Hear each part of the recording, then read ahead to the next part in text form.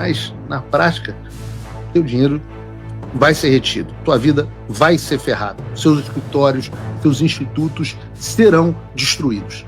Está no ar o Márcio Talks, o canal de cortes mais visto do YouTube. Eu sou o Márcio Andrade e no vídeo de hoje você vai ver mais um conteúdo sensacional. Portanto, se inscreva no canal, deixa o seu comentário, deixa também o seu like. Se liga aí. Você vê como são as coisas. Quem vê o Barroso falando assim, manso, né? Vai para um retiro espiritual. Espero que não seja com João de Deus, acho que não é. Mas indo para um retiro espiritual, dizendo que está pensando em deixar o Supremo e tal, nem parece aquele cara, né? Do perdeu o mané, do eleição não se ganha, se toma, do, como a gente mostrou, derrotamos o bolsonarismo. O tom do Barroso baixou, né? O Barroso agora está meio borroso, talvez, né? Um pouco mais moderado. E eu diria que não é só o borroso, porque antes os integrantes do regime nos tratavam como piada, e agora eles são obrigados a engolir o gosto amargo, que é o resultado do nosso trabalho. Brasília, meus amigos, está pegando fogo e tem muita gente poderosa e desesperada nos bastidores. Vejam, por exemplo, o que está dizendo aquele que é, sem dúvida nenhuma, né, agora a nossa prioridade, que é Gilmar Mendes. E ele já está aqui agora dizendo, Gilmar, notícia que saiu no jornal hoje, aqui no Globo, Gilmar Mendes defende lei anti-embargo para proteger autoridades e instituições brasileiras contra sanções.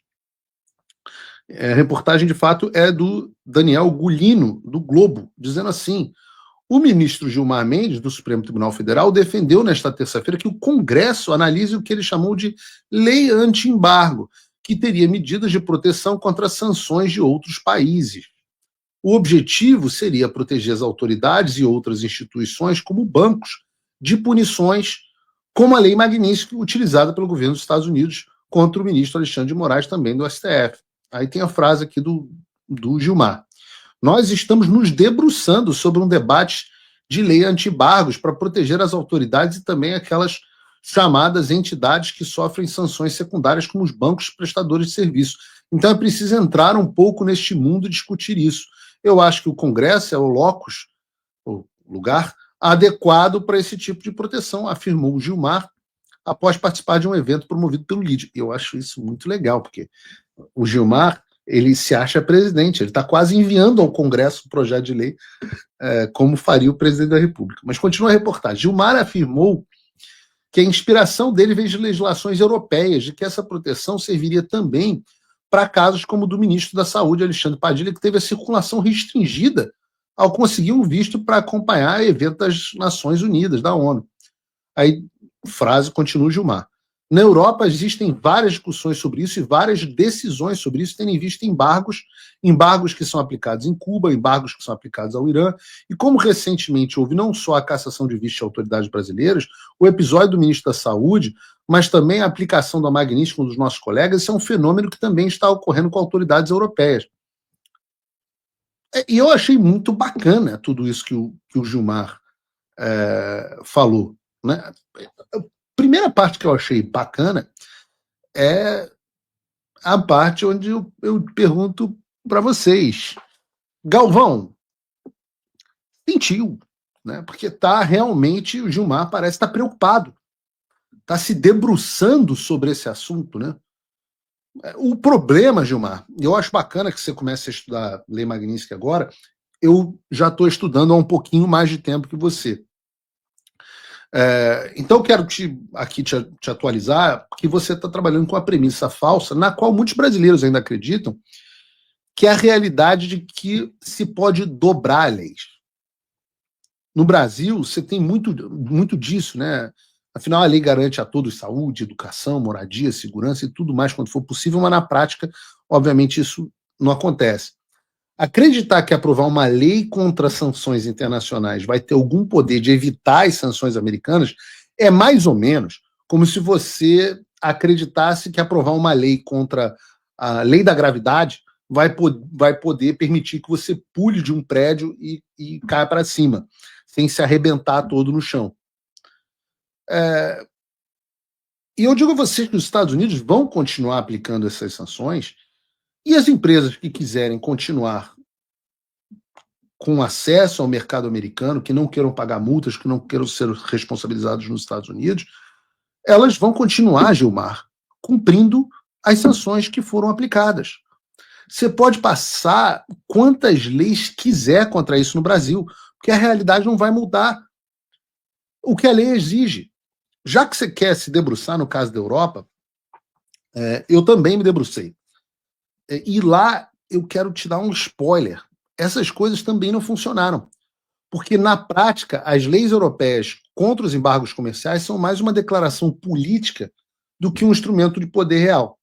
Veja, por exemplo, em 1996, a União Europeia criou o Regulamento 2271, justamente para anular, essa que você está falando, o efeito extraterritorial das sanções dos Estados Unidos. E o que dizia esse regulamento? Dizia que, as empresas europeias não poderiam obedecer às sanções americanas, e dois, qualquer decisão americana contra uma empresa europeia, baseada nessas sanções, não teria validade nos Estados Unidos. A terceira coisa que dizia é que empresas punidas pelos Estados Unidos poderiam ajuizar ações no judiciário europeu para recuperar essas perdas. E era uma teoria maravilhosa para os europeus, essa aí que você está estudando. Eu só recomendo que veja a prática, porque na prática, grandes bancos, empresas multinacionais europeias seguiram na risca as sanções americanas, mesmo assim. Eu sempre cito o caso aqui do BNP Paribas, da França, o banco, que em 2014 aceitou pagar quase 9 bilhões de multa de dólares, mais de 50 bilhões de reais ao Tesouro americano, justamente por violar sanções contra o Irã, Cuba e o Sudão. E nenhuma lei europeia conseguiu protegê-los, e assim foi também com a HSBC, com o Deutsche Bank, com a seguradora ING, com outros bancos europeus que já pagaram multas bilionárias por violar sanções dos Estados Unidos, mesmo tendo, teoricamente, a proteção que você está falando da lei europeia.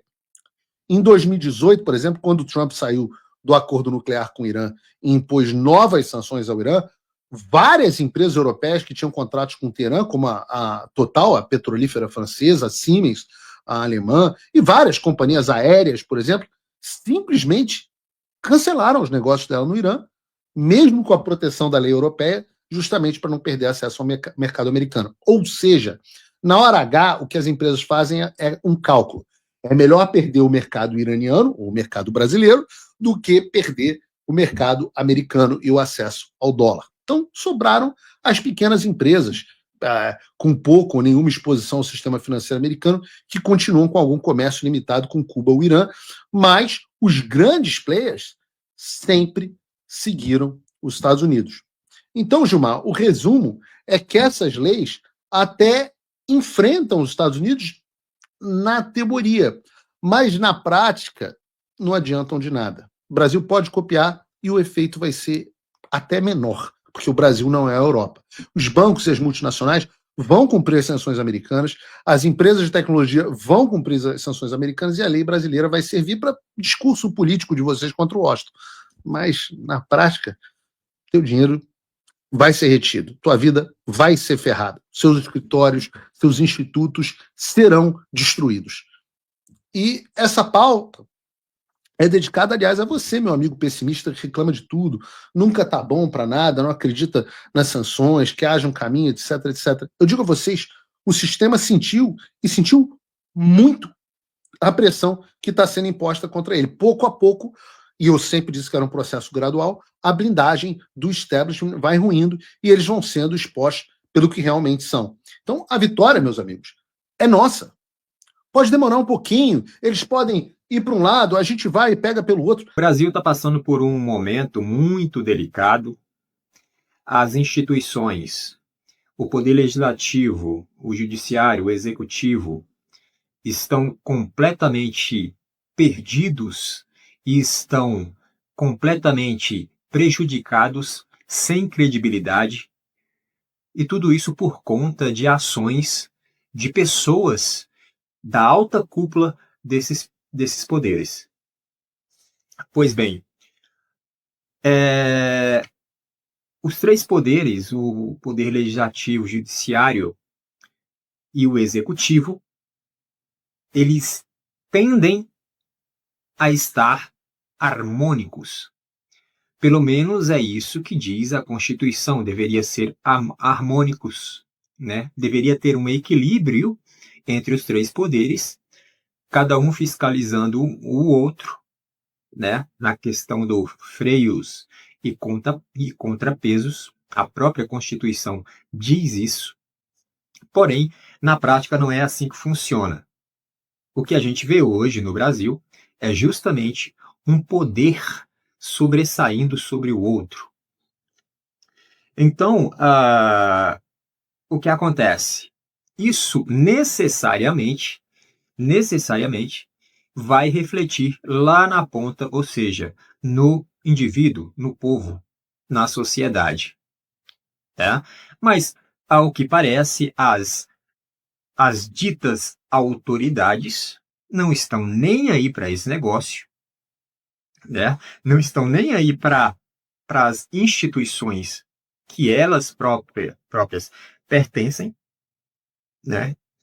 Então, a coisa está em uma tônica de projeto, na verdade, já vem de muito tempo, aquela coisa do projeto de poder, do poder pessoal, né?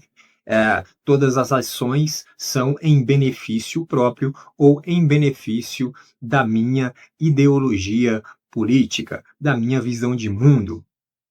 Então, essas pessoas que estão nessas instituições, elas arrogam para si todo esse poder e traz essa tônica de visão de mundo para dentro da própria instituição, né?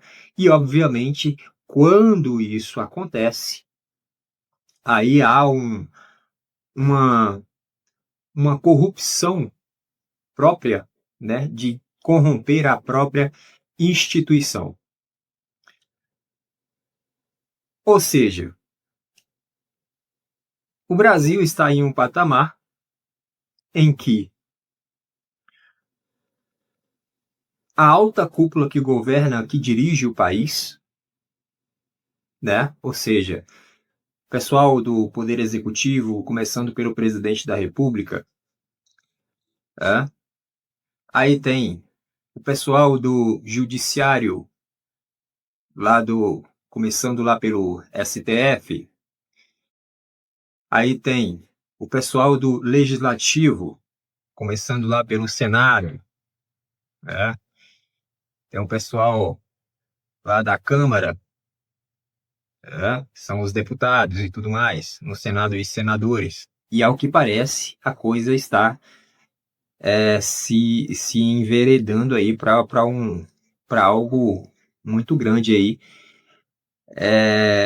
de penalização em relação aos Estados Unidos para com o Brasil. É isso. Essa é a situação em que o Brasil se encontra, essa é a situação em que a população brasileira, a sociedade do Brasil, a nação brasileira se encontra. Por esse vídeo é isso, se inscreva no canal, deixe o seu comentário e deixe também o seu like. Até breve.